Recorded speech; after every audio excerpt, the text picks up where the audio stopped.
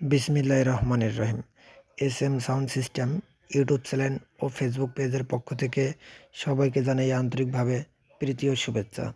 আজকে আমি শাহজাদ আসলাম আপনাদের মাঝে এই সিঙ্গেল একটা 12 ইঞ্চি ডাবল স্পিকারের বক্স নিয়ে। এই যে দেখেন, এটা বড় যে বক্সগুলা সেরকম সেম টু সেম।